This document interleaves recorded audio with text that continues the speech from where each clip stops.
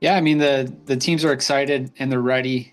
All season we delay gratification from all the training we've been doing and all that because really in our sport it's unique where the regular season doesn't matter so much. It's just conference championships and regionals. So they've been itching, for races that count and matter, and they're ready for them.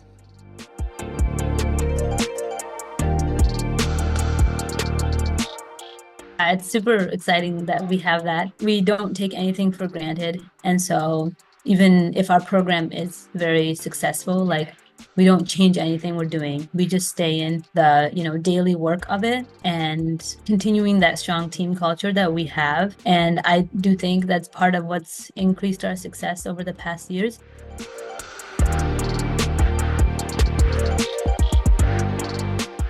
They're very, very disciplined. Both our women's and our men's programs, as you said, led by Adriana Roy. Adriana she works very, very hard.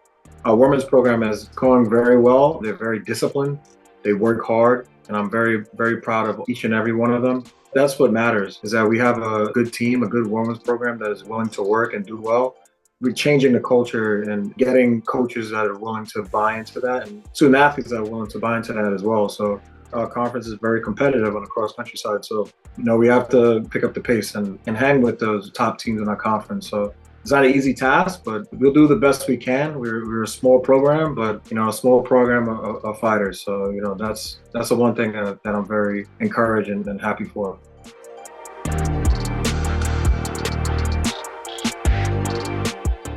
I would say we have an advantage in that we have a dense alumni network that have run there. So we kind of have an idea of what the course is like just from that. Obviously, we've been catering our training a little bit towards that. We know it's a bit of a hilly course, so we've been definitely hitting some hills. But then I would also say we have a very unflappable team this year. We are ready to meet any challenge that hits us, and we're not going to crumble in front of it. We're definitely ready, at least mentally, and I would also argue physically for this challenging course.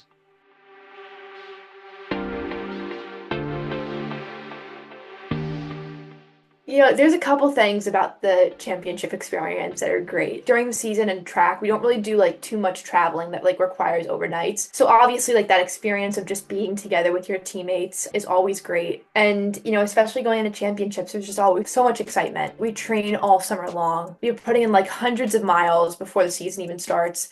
And like for some of us, we run more miles in the summer than we do in season.